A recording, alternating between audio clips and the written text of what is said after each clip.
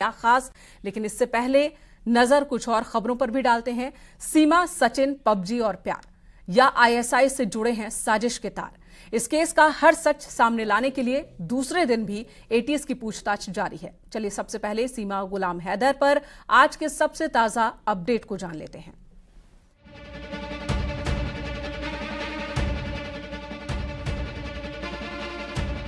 PUBG partner के इश्क में पड़कर सरहद पार करने वाली सीमा हैदर के सच को खंगालने में यूपी एटीएस जुटी हुई है। कल देर रात तक सचिन और सीमा दोनों से यूपी एटीएस ने सवाल किए।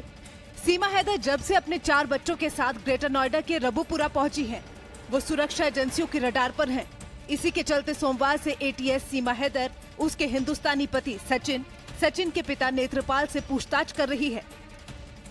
आज भी संभावना है कि यूपी एटीएस सचिन और सीमा से दूसरे राउंड की पूछताछ करेगी। सीमा गुलाम हैदर और सचिन से पूछताछ दूसरे दिन भी जारी है। आपको बता दें, एटीएस आज दूसरे दिन पूछताछ कर रही है। पहले दिन करीब 6 घंटे तक पूछताछ हुई थी। सबसे पहले जो पूछताछ हुई थी वो सीमा गुलाम हैदर, सचिन और उनके पिता नेत्रपाल से पूछताछ की गई थी। अलग अलग पूछताछ की गई, फिर सामने बैठा के भी पूछताछ की गई। इसके अलावा जो रास्ते से वो आई थी उसमें कौन कौन लोग मददगार थे, किसने मदद की थी, जब पहली बार सीमा मिली थी सचिन से काठमांडू में, उस वक्त क्या कोई गाइड कर रहा था, किसी के इशारे पर सीमा कहां कहां जा रही थी, इन तमाम चीजों की जांच की जा रही है। सचिन और सीमा हैदर से एटीएस सीमा के इंडिया आने के पीछे की असली कहानी की पड़ताल कर रही है। हालांकि दोनों का ही दावा है कि वो दोनों एक दूसरे से बेइंतहा प्यार करते हैं और यही वजह है कि सीमा अपना बसा बसाया घर उजाड़कर सचिन के लिए अपने 4 बच्चों को लेकर दुश्मन देश की सरहद पार कर गई। हालांकि सुरक्षा एजेंसियों को मिले सबूत और दस्तावेज कुछ ऐसे इशारे करते हैं कि सचिन और सीमा के दावों पर यकीन नहीं किया जा सकता है। सीमा से एटीएस के सवाल। सचिन से मिलने से पहले की सीमा की जिंदगी क्या थी? दस्तावेज में 21 साल और सीमा क्यों अपनी उम्र 27 साल बताती है? भारत में आने से पहले पाकिस्तानी सिम क्यों तोड़कर फेंका? पति गुलाम हैदर और 4 बच्चों की हकीकत क्या है? पाकिस्तान से शारजाह, फिर नेपाल और भारत में एंट्री के लिए किसने मदद की?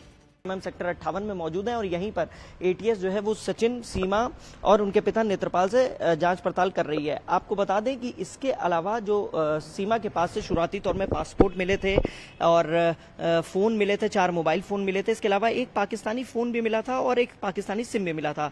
बताया जा रहा है कि उससे कई डेटा डिलीट कर दिया गया था, उसको भी रिट्रीव किया जा रहा है। उसमें जानने की कोशिश की जा रही है आखिर उस फोन में था क्या जिसको तोड़ा गया, उस जो चैट्स डिलीट की गई थी उसमें क्या था। इन तमाम चीजों को लेकर जांच तेज कर दी गई है। इसी साल मार्च में पहली बार सीमा और सचिन की काठमांडू में मुलाकात और काठमांडू के उस होटल की जानकारी नोएडा पुलिस पहले ही हासिल कर चुकी है जिस मंदिर में दोनों ने शादी की थी। इसके अलावा एटीएस जानना चाहती है कि आखिर क्यों सीमा ने पहले सोशल मीडिया पर मरियम खान के नाम से आईडी बनाई और बाद में क्यों उसने अपना नाम बदल लिया था। माना जा रहा है कि नोएडा एटीएस इस मामले की पड़ताल में लखनऊ एटीएस की मदद भी ले सकती है और जरूरत पड़ी तो नेपाल जाकर भी जांच की जा सकती है।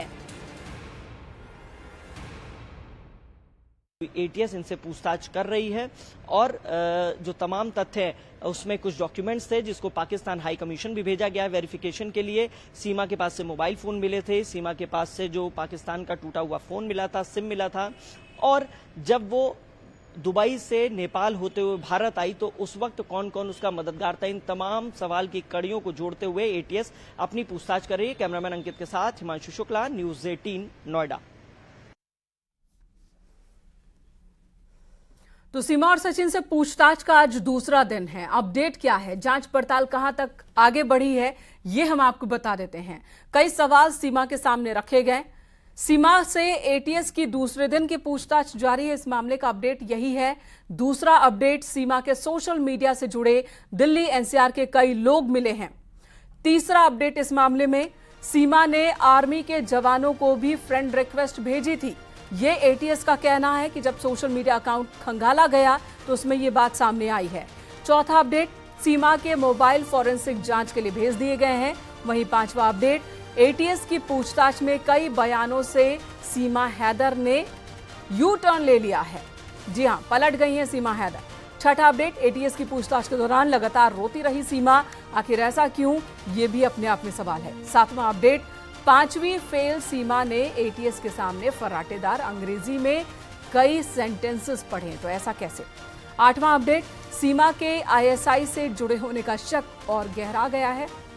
जिस तरह से सीमा कई बातों से अपने पलटती हुई नजर आई, आईएसआई से जुड़े होने का शक और ज्यादा गहरा गया है।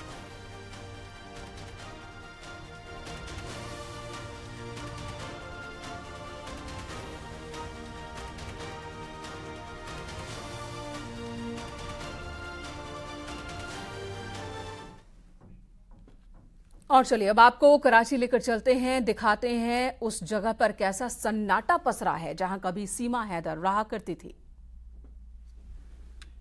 हैदर जो खातून थी वो बताया जा रहा है कोविड-19 के दौरान जो है ये इस लड़के से इसकी दोस्ती हुई पबजी गेम के थ्रू। उसके बाद उसने इस दोस्ती को बढ़ाते उसने जो है दूसरी शादी तक जो है इसने कर ली। दूसरी शादी के लिए सीमा हैदर इंडिया रवाना हुई और इंडिया के बाद जो है वो वहीं पे मुकीम है। तो ये लोगों ने सारी दास्तान हमने आपको सुनाई और इस तरीके के वाक़यात ऐसे पबजी के गेम के थ्रू और भी हो चुके हैं कराची से। और इस तरह की मोहब्बत का आगार करने वाली जो ख़वातीन हैं वो इस तरह के वाक़यात में हमने देखा कि इससे कबल भी इंडिया से पाकिस्तान में रहने वाली खातून या इंडिया से पाकिस्तान में रहने वाले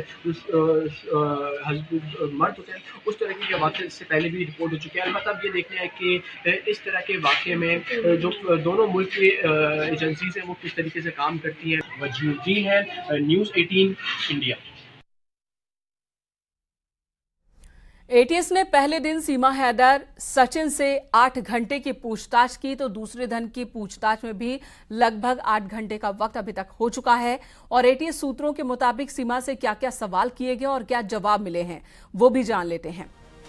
सवाल नंबर 1, दुबई नेपाल के रास्ते भारत तक कैसे पहुंची? ये सवाल एटीएस की ओर से रखा गया, जिसका जवाब सीमा ने दिया है, मैंने दुबई की फ्लाइट ली, फिर दुबई से नेपाल आई, नेपाल के पोखरा से बस ली और भारत में दाखिल हो गई। सवाल नंबर 2, तुम्हें बॉर्डर पार कराने में किसने मदद की? इसका जवाब सीमा की ओर से आया, सर मेरा कोई मददगार नहीं है, मुझसे बॉर्डर पर बस नाम और कहां जाना है ये पूछा गया था। सवाल नंबर 3, तुमने 4 मोबाइल फोन क्यों रखे? पाकिस्तानी सिम क्यों तोड़ दिया? जवाब, सर मेरा सिर्फ एक फोन है, बाकी बच्चों के फोन हैं। रही बात सिम तोड़ने की, तो पाकिस्तान का सिम यहां काम नहीं करता इसलिए तोड़ा। सवाल नंबर 4, तुम्हारा भाई और चाचा आर्मी में हैं, ये बात क्यों छिपाई? जवाब, सर मुझे पहले बताने से डर लग रहा था, हालांकि मेरा परिवार से मेरा कोई ताल्लुक नहीं है। अब मैं हिंदू हूं और मुझे शक की नजर से मत देखिए। सवाल नंबर 5, तुम्हारी और सचिन की पहली मुलाकात कब कहां हुई? जवाब, हम लोग पहली बार नेपाल में मिले थे, तकरीबन 7 दिन एक होटल में साथ रहे थे। सवाल नंबर 8 जो कि पूछा गया। सवाल नंबर 6 एटीएस की ओर से रखा गया, पबजी ग्रुप में सचिन के अलावा और कितने लड़कों से बात हुई? जवाब, दिल्ली एनसीआर के कई लड़के संपर्क में थे, लेकिन मैं सिर्फ सचिन से ही प्यार करती हूँ, बाकी सभी दोस्त थे। सवाल नंबर 7, तुम्हारा भारत आने का मकसद सिर्फ प्यार है या कोई और वजह? जिसका जवाब सीमा ने दिया, सर आप लोग मुझ पर शक क्यों कर रहे हैं? मैंने कहा मैं सिर्फ प्यार के लिए भारत आई हूँ। सवाल नंबर 8, तुम 5वीं पास हो, फिर इंग्लिश और हिंदी अच्छे से कैसे आती है तुम्हें? जवाब, सर मैं 2020 से पबजी खेल रही हूं, जिसमें भारतीय ही होते थे। मैंने सचिन और दूसरे भारतीय दोस्तों से हिंदी सीखी। जिसके बाद जो सवाल था एटीएस की ओर से वो ये कि तुम सिंध और कराची में कब से कब तक रही? जिसका जवाब दिया, मैं गुलाम से शादी के बाद ही कराची शिफ्ट हो गई। सवाल नंबर 10, सीमा हैदर ने पाकिस्तान में अपना घर किसके जरिए बेचा? जिसका जवाब सीमा ने दिया, मीडिएटर का नाम याद नहीं है। मीडिएटर का नाम याद नहीं है, यहां से शक बढ़ जाता है। सवाल नंबर 11, तुम्हें भारत तक आने के लिए रूट्स की सलाह किसने दी? जवाब, मैंने यूट्यूब और गूगल से देखा था, सचिन ने भी मुझे बताया था। सवाल नंबर 12, भारत आने के बाद पाकिस्तान में किससे और क्यों बात की? जवाब, सीमा ने कहा, कोई जवाब ही नहीं दिया। इस सवाल का कोई जवाब सीमा ने एटीएस के सामने नहीं दिया है। तो भारत आने के बाद पाकिस्तान में किससे और क्यों बात की सीमा ने, इस सवाल का जवाब सीमा हैदर ने, जो हर मुद्दे पर बेबाकी से बोल रही हैं, इस सवाल का जवाब उन्होंने नहीं दिया है। सूत्रों के हवाले से अंदर की पूछताछ से जुड़ी ये जानकारी सामने आ रही है, जो न्यूज़ 18 इस वक्त आपको दे रहा है।